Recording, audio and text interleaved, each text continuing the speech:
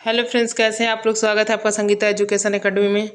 तो आइए देखिए, आज का बहुत ही इम्पोर्टेंट टॉपिक एनसीईएफ से रिलेटेड है, राष्ट्रीय पाठचर्या की रूपरेखा, जिसमें हम लोग फुल वीडियो मतलब पूरा टॉपिक कल कवर किए हैं। पूरा टॉपिक एकदम A to Z, उसमें जितने भी पॉइंट्स सीटेट के एग्ज़ाम में और सीटेट के एग्ज़ाम में ये नहीं, जितने भी टीचर्स एग्ज़ाम होते हैं, टीचर वैकेंसी के एग्ज़ाम, उस सारे में जितना क्वेश्चन पूछेगा उस पूरे वीडियो में क्वेश्चन पूरा वीडियो का पूरा टॉपिक हम लोग पढ़ चुके हैं।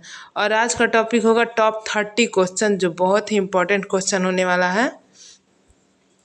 तो लेकिन सबसे पहले देखिए, जब तक वो वीडियो आप लोग फुल नहीं देखेंगे तब तक आज के क्वेश्चन को उतना अच्छे से समझ नहीं पाएंगे।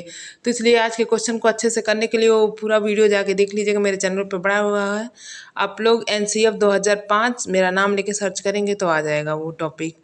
और आज के लिए हम आप लोगों के लिए छोटा सा फ्रेमवर्क बना के लाए हैं, जिसमें ये आप लोग को क्वेश्चन करने में बहुत हेल्प करेगा। तो आइए देखते हैं क्या कह रहा है। देखिए, सबसे पहले तो आप लोग यहीं से जितना भी इसमें है, ये सारा सीटेड में पूछे जाने वाला क्वेश्चन ही है, और इससे बाहर कुछ आने वाला नहीं है। लेकिन हम फिर भी आप लोग को एक छोटे से फ्रेमवर्क में बता दे रहे हैं, और फुल वीडियो आप लोग जाके देख लीजिएगा और बहुत अच्छे से तैयारी कीजिए, क्योंकि अब टाइम बचा नहीं है। 15 दिसंबर को आप लोग का पेपर है। तो देखिए, राष्ट्रीय पाठचर्या की रूपरेखा।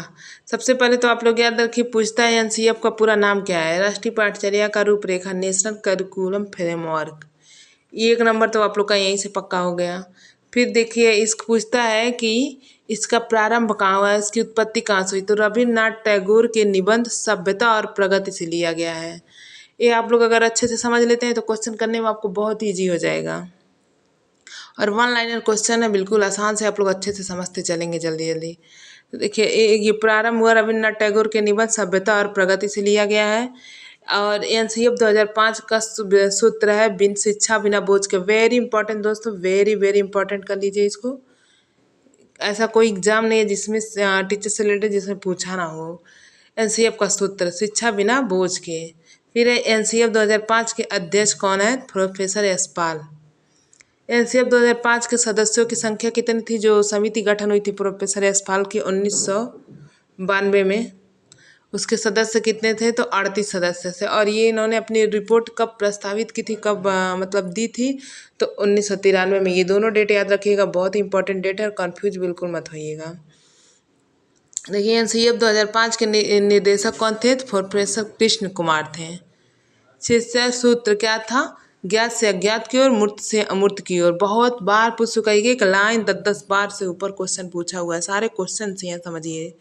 शिक्षक की भूमिका का क्या होता है, मतलब एनसीईएफ में शिक्षक की भूमिका क्या है, एक सुगमकर्ता के रूप में बच्चों को जितना अच्छे से नॉर्मल रूप से शिक्षा प्रदान करें, एक शिक्षक की भूमिका है। फिर है एनसीईएफ 2005 किस पे जोर देता है, करके सीखने पे, लर्निंग बाय डूइंग, करके सीखने पे एनसीईएफ 2005 बच्चों को शिक्षा पे बल देती है। फिर एनसीईएफ 2005 की भाषा का फार्मूला क्या है, त्रिभाषा सूत्र। अब त्रिभाषा सूत्र क्या होता है, जैसे देखिए, अगर आप लोग हिंदी क्षेत्र से हैं तो सबसे पहले आपकी मातृभाषा, उसके बाद कोई इंग्लिश, उसके बाद कोई एक मॉडर्न लैंग्वेज। अगर कोई इंग्लिश क्षेत्र से है तो उसकी मातृभाषा, फिर उसको हिंदी या और कोई मॉडर्न लैंग्वेज, मतलब त्रिभाषा सूत्र पे जोर दिया गया। सबसे पहले उसकी मातृभाषा, पहली भाषा मातृभाषा पे सपोर्ट करना है। फिर है प्राथमिक स्तर पर भाषा का माध्यम मातृभाषा है। वेरी इंपॉर्टेंट दोस्तों, सीटेट वालों का favourite question, very very important कर लीजिएगा। राष्ट्रीय पाठचर्या की रूपरेखा 2005 का कार्यशाला कहाँ पे है, एनसीईआरटी के द्वारा न्यू दिल्ली में, न्यू दिल्ली। ठीक है, इतना आप लोग का जो बहुत ही इंपॉर्टेंट टॉपिक, अगर इतना आप लोग अच्छे से समझ लिए होंगे तो आगे हम लोग चल रहे हैं क्वेश्चन करेंगे, जो आप लोग को आसानी होगा क्वेश्चन को समझने में। तो चलिए शुरू करते हैं। क्वेश्चन नंबर 1, राष्ट्रीय पाठचर्या की रूपरेखा 2005 के अनुसार मार्गदर्शी सिद्धांत में निहितार्थ है। कितने सिद्धांत इनसे कह रहा है, क्वेश्चन करने का मतलब ये है कि एनसीईएफ 2005 राष्ट्रीय पाठचर्या की रूपरेखा कितने मार्गदर्शी सिद्धांत दिए हैं। तो देखिए, ज्ञान को स्कूल के बाहरी जीवन से जोड़ना, ये उनका मार्गदर्शी सिद्धांत है। और कितने दिए हैं, तो उन्होंने 5 सिद्धांत दिए हैं। आप मेरे फुल वीडियो में पढ़ा है, आप लोग जाके देख लीजिएगा। तो उनका मार्गदर्शक क्या सिद्धांत है? ज्ञान को स्कूल के बाहरी जीवन से जोड़ना। मतलब बच्चे को अगर क्लास में आप लोग पढ़ा रहे हो तो केवल उसको किताबों कॉपियों पे उसका बोझ मत, उसका दिमाग उस पर डिपेंड मत कीजिए। ज्ञान को बाहरी जीवन से पढ़ाते पढ़ाते पेड़ पौधे को, किसी समाज का, किसी चित्र का, किसी नेशनल का आप लोग एग्ज़ाम दीजिए, कोई राष्ट्रीय भक्ति पर एग्जाम्पल दे के आप लोग उसको पढ़ाइए। ठीक है, मतलब ज्ञान को बाहरी जीवन से जोड़ के, सामाजिक रूप से। फिर अगला क्वेश्चन है, राष्ट्रीय पाठचर्या की रूपरेखा 2005 में किसकी समझ प्राप्त होती है? बताइए, राष्ट्रीय पाठचर्या की रूपरेखा 2005 में किसकी समझ प्राप्त होती है? तो रचनावाद। ये सब देखिए पैडागोजिकल टाइप का क्वेश्चन है, पैडागोजी में ये सब पूछता है और इस तरह से पूछता है कि आप लोग फंस जाएंगे। तो बिल्कुल आप लोग याद रखिएगा, वन लाइनर क्वेश्चन है, बहुत ही आसानी से आप लोग को समझ में आता रहेगा। फिर राष्ट्रीय पाठचर्या की रूपरेखा 2005 में कला शिक्षा को विद्यालय में जोड़ने का क्या उद्देश्य है? वेरी इंपॉर्टेंट क्वेश्चन दोस्तों, वेरी वेरी इंपॉर्टेंट कर लीजिएगा। कला शिक्षा को विद्यालय में जोड़ने का क्या, एनसीएफ का क्या उद्देश्य है? सांस्कृतिक विरासत का प्रशंसा करना एवं छात्रों के व्यक्तित्व और मानसिक स्वास्थ्य को विकसित करना। मतलब कला शिक्षा को जोड़ के वो सांस्कृतिक विरासत के प्रति अट्रैक्शन पैदा करना, बच्चों को अपने देश के धरोहर के बारे में बताना, उनको उसके प्रति सम्मान करना, सिखाना, ये सब कर रहा है। फिर अगला क्वेश्चन है, एनसीएफ के अनुसार गणित शिक्षण का लक्ष्य होना चाहिए। एनसीएफ के अनुसार गणित शिक्षा का लक्ष्य क्या होना चाहिए? वेरी इंपॉर्टेंट कर लीजिए दोस्तों, बहुत बार क्वेश्चन पूछा है ये। तो देखिए, अमूर्त चिंतन का निर्माण करना, तार्किक ढंग से सोचना एवं संचालित करने की योग्यता का विकास करना। मतलब अमूर्त चिंतन का निर्माण करना। जैसे अमूर्त चिंतन, जो चीज़ें नहीं दिख रही उसके प्रति उस तरह से उनको सोचने की तकनीक देना। ठीक है, फिर नेक्स्ट क्वेश्चन है, राष्ट्रीय पाठचर्या की रूपरेखा 2005 के अनुसार कक्षा में एक शिक्षक की भूमिका कैसी होनी चाहिए? एक शिक्षक की भूमिका देखिए, हम लोग पूरा जो फ्रेमवर्क आप लोग को एक डिटेल बताए हैं जो फर्स्ट पेज में, तो उसमें क्या कहें, एक शिक्षक की भूमिका क्या नहीं, सुगमकर्ता के रूप में, एक उत्प्रेरक के रूप में। ठीक है, नेक्स्ट क्वेश्चन है, राष्ट्रीय पाठचर्या की रूपरेखा 2005 के अनुसार बच्चों के प्राथमिक स्तर पर भाषा का माध्यम होना चाहिए। अभी अभी हम आप लोग को तुरंत जस्ट बताए हैं कि उनकी पहली भाषा क्या होनी चाहिए, मातृभाषा। मातृभाषा पे जोर देनी चाहिए। फिर अगला क्वेश्चन है, राष्ट्रीय पाठचर्या के रूपरेखा 2005 में कितने मार्गदर्शी सिद्धांत दिए? अभी इसके पहले क्वेश्चन में बताएं कितने मार्गदर्शी सिद्धांत दिए हैं, तो 5 मार्गदर्शी सिद्धांत है। मेरे चैनल पे पूरा डिटेल में वीडियो पड़ा है, ये 5 मार्गदर्शी सिद्धांत आप लोग जाके देख लीजिएगा, क्योंकि ये सीटेट के एग्जाम में आप लोग को बहुत हेल्प करेगा। पैडागोजिकल क्वेश्चन में ये पूछेगा ही पूछेगा, तो आप लोग जाके वो पूरा वीडियो देख लीजिएगा, उसमें पूरा पड़ा हुआ है। फिर अगला क्वेश्चन है, राष्ट्रीय पाठचर्या की रूपरेखा 2005 में गणित की लंबी आकृति का मतलब क्या है? गणित की लंबी आकृति का मतलब क्या है? एकता संकल्पना पर दूसरी संकल्पना बनाना, सॉरी एक है, एक संकल्पना पर दूसरी संकल्पना बनाना। मतलब लंबी आकृति का मतलब एक संकल्पना पर दूसरी संकल्पना को स्थापित करना। फिर है, कौन सी समिति ज्ञान विस्फोटक की धारणा से जुड़ी है? बताइए, ज्ञान विस्फोटक की धारणा एनसीएफ की बात कर रही है, तो यशपाल समिति से। और इसके कुल कितने सदस्य बताए हैं? 38 सदस्य। यशपाल समिति का नाम, दूसरा नाम क्या है? यशपाल समिति का दूसरा नाम क्या है पूछ रहा है, राष्ट्रीय सलाहकार समिति। आप लोग याद रखिएगा, वेरी इंपॉर्टेंट क्वेश्चन है दोस्तों। फिर है अगला क्वेश्चन, पाठ को पढ़ाते समय चित्र को दिखाने से क्या लाभ होता है? ये पैडागोजिकल क्वेश्चन है, इस पैडागोजी में ये पूछता है ज़्यादातर। तो पाठ को समझाने में सहायता होती है। मान लीजिए आप टीचर बन जाते हो और आप लोगों में से कितने लोग तो पढ़ाते भी होंगे, तो आप लोग टीचर बन जाते हो, आप लोग बच्चे को समझाते हो, तो समझाने के माध्यम से कोई चित्र, कोई फिगर बना के या किताब से या फिर बाहर के एग्जाम्पल से उसको दिखाते हो। क्यों दिखाते हो? ताकि वो बच्चे को अच्छे से समझ में आ जाए। ठीक है, बिल्कुल अपने बच्चे की तरह सोचेंगे तो क्वेश्चन करने में बिल्कुल आसानी होगी, कोई दिक्कत नहीं होगी। फिर अगला क्वेश्चन है, यदि आप कक्षा में रामायण प्रकरण पढ़ाना चाहते हैं तो किस विधि का प्रयोग करेंगे?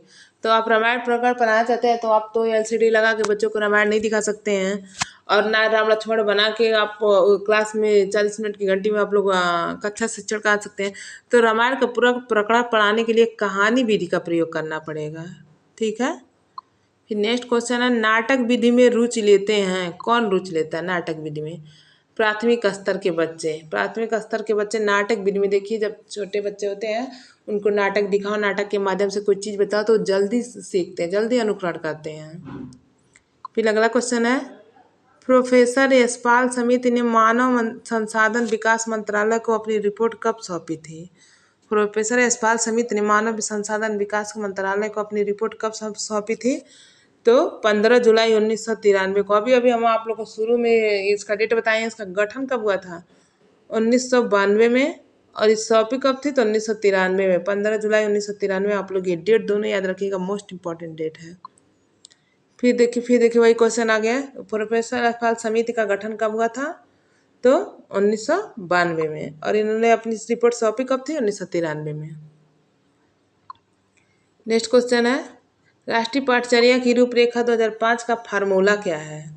तो आप लोग को शुरू में पहले पेज पे ही बताए हैं, उसका फार्मूला क्या है? त्रिभाषा सूत्र है। वेरी इंपॉर्टेंट दोस्तों, वेरी वेरी इंपॉर्टेंट कर लीजिएगा। आपको क्वेश्चन पूछेंगे, आंख मूंद के त्रिभाषा सूत्र पे लगाइएगा, बिल्कुल सही जाएगा। अगला क्वेश्चन है, पाठ्यक्रम निर्माण की आवश्यकता क्यों है?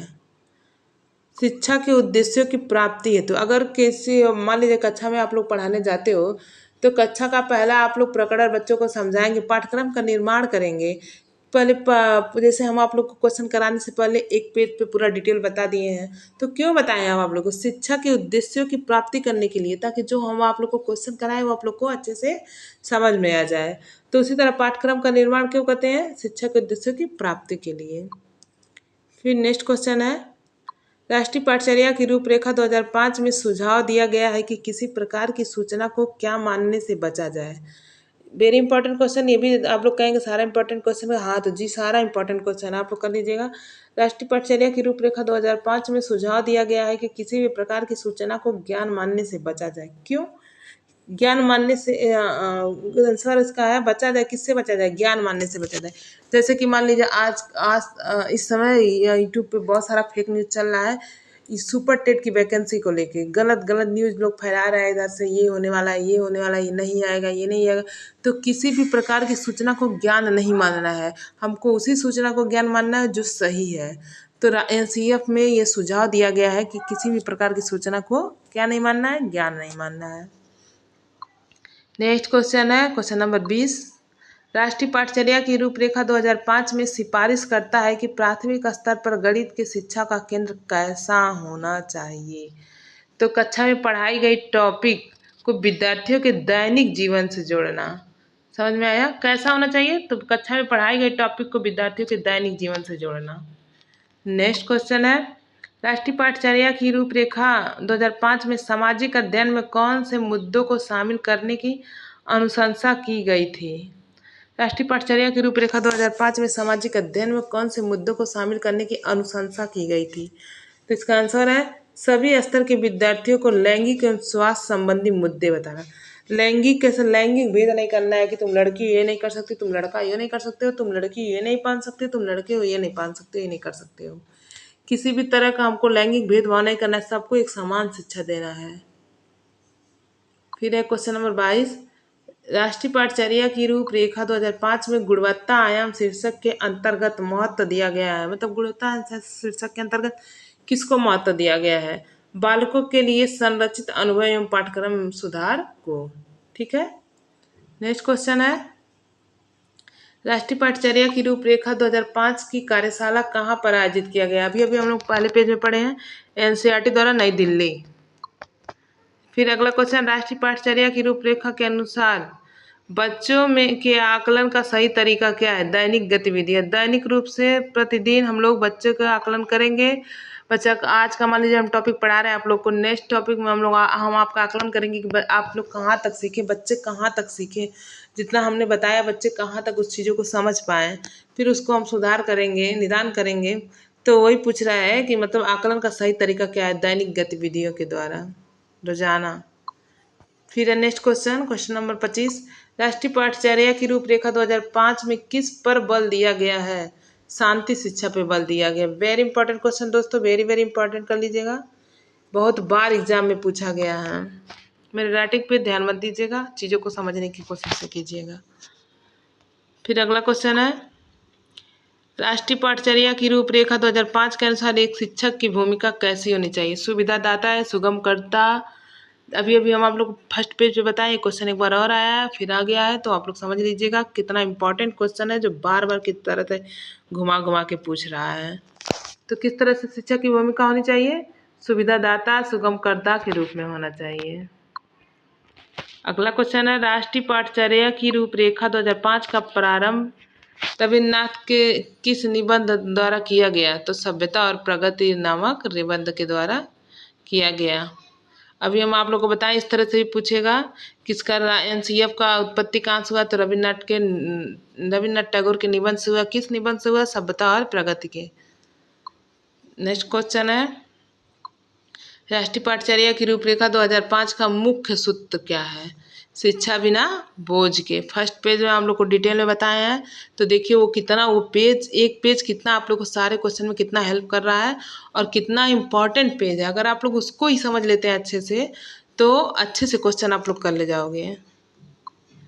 अगला क्वेश्चन है, राष्ट्रीय पाठचर्या की रूपरेखा 2005 के निदेशक कौन थे? प्रोफेसर कृष्ण कुमार। कौन थे? Professor Krishna Kumar, very important. फिर अगला है, राष्ट्रीय पाठचर्या की रूपरेखा 2005 किसकी अध्यक्षता में तैयार किया गया? प्रोफेसर यशपाल की समिति में। कितनी बार हम लोग इनको पढ़ चुके? सोच लीजिए आप कितने इंपॉर्टेंट है प्रोफेसर यशपाल।